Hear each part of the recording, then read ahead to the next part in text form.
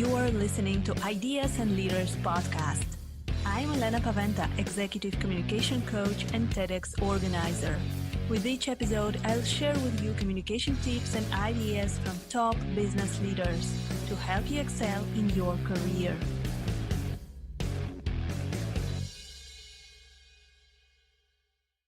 Welcome to the next episode of Ideas and Leaders podcast. Our guest today is Mark Morey. He's a founder of a Connected Leader, a consulting firm specializing in evolving executive leadership and company culture.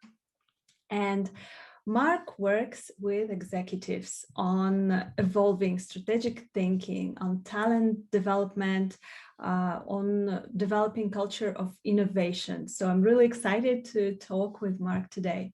Hi, Mark. Welcome to Ideas and Leaders. Hi, Lena. Nice to be here. So, Mark, what you're doing is you're transforming the work environment into the living system of learning and growth. It is so interesting. Can you tell a little bit more about your methodology, how you work, and what is this actually that you do? Sure. It's a big subject, and so I've learned in podcasts we have to essentialize it. So at a high level, what we're working on is the potential of human connection. That's my main methodology, and I want to distinguish this difference between technology and technique for a second, because a lot of times you get your 3 tips, your 3 tools, and that's downstream of, like, if you were a doctor or something and you had to make an assessment and prescribe something, you give a really specific protocol. But, when we're talking about systems, there's something that precedes that technique. For example, always start the meeting by ringing a bell. That's a technique. But what's the technology behind that that's informing that? So I like to go upstream more so people have more options and choice and consciousness around how they create connection in their company. So that's an important distinction. So, for example, one of the methodologies I work with at the technology level has to do with regeneration. So, as opposed to, let's say, transaction. My leadership style is I need you to do something for me transactionally. You're a function of my success. So I got to get you to go from A to B, and maybe I'll try rewards. Maybe I'll try punishments. A different paradigm, more the technology of regeneration as a leader, would be to see you as a one-of-one individual. Talent is priceless these days. And so this idea of talent development has emerged. And it's expensive to find talent, and you want to retain them. So one of the things human beings need is to grow, is to continue developing, to have a meaningful life. So a regenerative approach to working with leaders would be to consider, what is Elena's next step? What is her edge of learning right now? Not just functionally, like what career moves or certifications she needs to get to be successful, to climb the ladder, but as a person internally, what is always showing up in her work that makes her special? And if you can ask those questions and get the people you're working with reflecting on that, they start to develop a personal agency of how to direct their growth and development. And they find working with you very exciting, very engaging, and the work can be all sorts of things. It could be difficult right now, or it could be boring, or it could be, disrupted, but at the center, they're connected to themselves. And so the idea of regeneration means that you're giving them access to themselves over and over again. So you walk away and they still have access to themselves. That's the possibility. That's the technology of regeneration. There's a lot more to say about that, but that's an important methodology I have, because the leaders I work with, they're interested in enduring results. Because there's plenty, I think, leaders who don't think along those lines, and they're probably not my best client. I do work with them time and again, but people who want enduring results realize that there are root causes to systemic challenges. So I don't just work with leaders, I work with leaders in culture. They're kind of two sides of the same coin, you know? So what's going on in the system that we can make an intervention that would pull leadership forward versus like that person's the problem?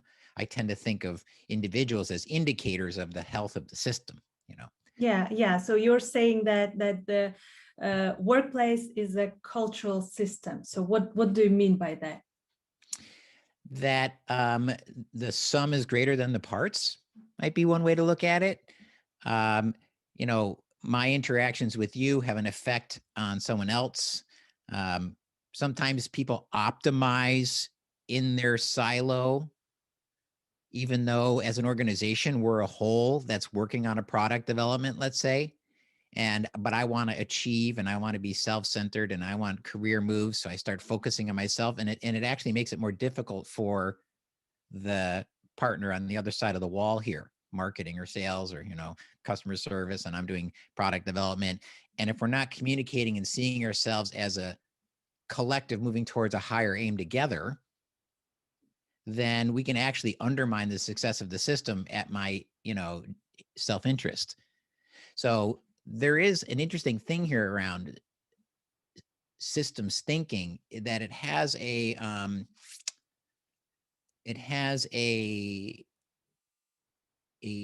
what do I want to say, kind of, there's a meaningful aspect of considering yourself part of a greater whole.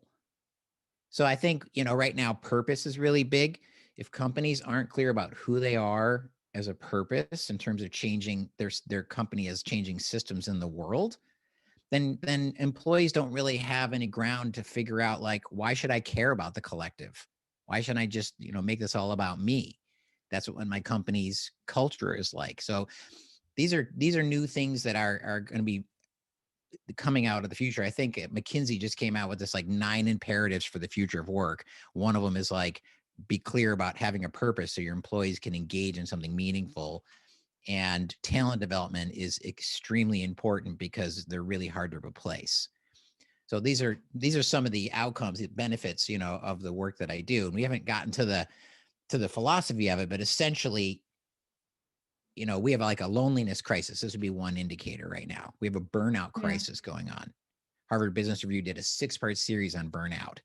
And it's not just the pandemic, it's the pandemic revealed loneliness at work. I did research backwards, you know, and there are articles coming out in 2016, 2012, like way back, that you could be you can be amongst your coworkers in a workplace and still feel lonely. Yes, And if indeed. there's right, have This you is seen an that? issue. So, do you have any ways of working with this with leaders? How can they support their employees who feel lonely, who feel disconnected? Because currently, yeah, we are all lonely in our home offices, and leaders have really hard job in leading such disconnected teams. Do you have any cure for that? Definitely. Definitely. Well, it's kind of a good problem in that if we solve the business case for this, which is about productivity, um, you know, mental health is expensive from a corporate perspective.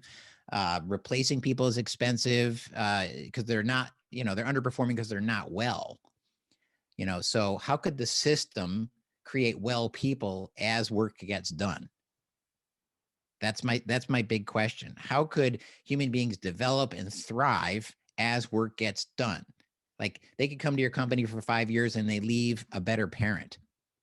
They come through your company, they become a better leader, they develop a bunch of people behind them, you know, and they have grown themselves around their purpose and mission in the world as an outcome of how you do work, right? So that emphasis is really important in the future of work. I really believe this is coming. So here's an example of an indicator of loneliness right now. The Surgeon General just got brought on by Biden and was part of Obama's cabinet, wrote a book on loneliness as a mental health and physical well-being epidemic. And at first, it's not intuitive, like maybe from a business case perspective, like what does loneliness have to do with, you know, the outcomes of my business goals? Well, he's making the case that loneliness is related to mental wellness, and mental wellness is expensive. So, what is the root cause? And if we treat the symptoms on the surface, we're going to continue having the same problems, like fun hat day, or take Fridays off, or the small remediations that are going on with the pandemic. Too much Zoom burnout right now. What people really need is the same thing they needed before, which is human connection. In fact, I have 3 levels of connection I like to do simultaneously in my work. So this is something people can start right away with. One, this is as a leader. So let's say you want to work on your employees being well. You want to think about 3 things simultaneously when you're designing culture and working with your employees and your managers, and for them to work with their employees. One is connection to self. What does that mean, to be connected to yourself? Have you ever had that experience of having an interaction with somebody and you walked away and you think, God, I just wasn't myself? And maybe there was some harm that came out of that because you were clumsy or insulted them by accident. There wasn't a presence that there was a human being there. Maybe you were being transactional because you were pressured and you had to get something done. You cut them off, and afterwards you had that echo and you're like, oh, it didn't feel good. What was going on there?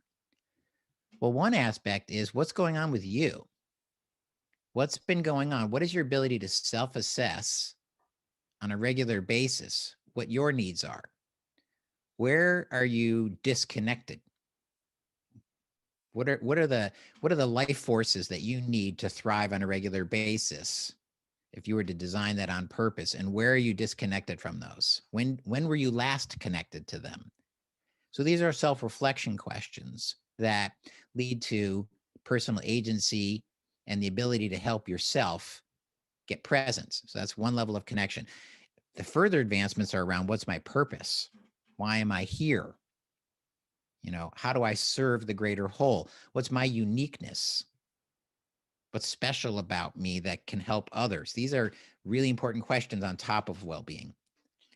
The second kind of connection is around connection to others. This is probably most apparent when you think about communication and relationship and leadership.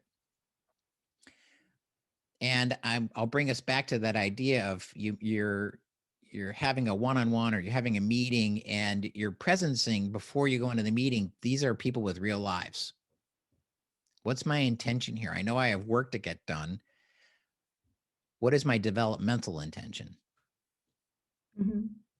Which means, what ways can people grow in this 30 minutes that gives them some sense of connection to themselves or greater meaning at work? How do I develop them? How do I ask that edge question or ask them a reflective question? I'm causing them to grow. That little bit can be 5 minutes in a meeting. People sometimes, it's so foreign. They're like, I don't know what to do with that. Mark, I don't know how to ask these kinds of questions. So we've been developing initiatives that actually work on this muscle, Mm-hmm. where we say, okay, well, bring the content of your job. We're not going to make this separate from work. What are you currently working on? What are your challenges? What are your problems? But we're going to pay attention to the process of how you interact with somebody. So first thing is, someone's going to come to you with something they're challenged with this week. Let's say I was challenged this week. I felt I want to explore where I was disconnected with myself and what can I do to get myself back on board, because I think it's every leader's dream that employees and managers are self-managing versus always having to pick up your employees, running around like you can't even get your own work done, right? What would it be possible if you could create a regenerative culture where employees learn to self-manage and pick themselves up? I think the key here is techniques in a technology of human connection. Mm-hmm. Whole bunch of techniques, right? But one is around self-reflection.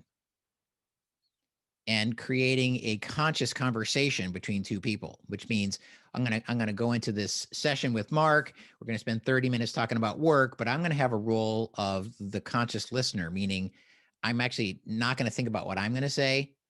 I'm gonna be listening to what they're working on in this moment, which is where am I disconnected and what can I do to get myself back on board? Let's say that's the content. And I'm gonna be listening through a framework of connection. And, I can describe some of these frameworks in a minute, but it gives me this intentionality to separate myself a little bit from, uh, worrying about my self concern or, trying to get this right or trying to be an expert. Really what I'm wanting to do is create some space in the conversation so that as a listener, empathy starts to emerge. Discernment that this human being is a real human being with real needs and struggles. And just my listening and presence actually helps them connect with themselves. That's Yeah. that's an intentional approach to connecting with others. Yeah, this is a great technique, and you said that you know a couple of more techniques, and you can advise and expand on this. So, what else would you recommend to our listeners if they Sure. want to work on this human connection? If they want to make an emphasis on building on improving their workplace culture. So I came up with 6 core routines of leadership connection. Mm-hmm. And the technology is they're separated into 2 groups of 3. One group is around routines of awareness, and the other set of 3 are routines of meaning making. Because what the Surgeon General talked about is that loneliness is directly tied to lack of meaning, not isolation. So that's why you can be Yeah. lonely around other people. Your life is just meaningless, and then you don't know how to get out of that place. You're stuck. And in a work setting, that's just a disaster for multiple reasons. And now we have work from home. So I've been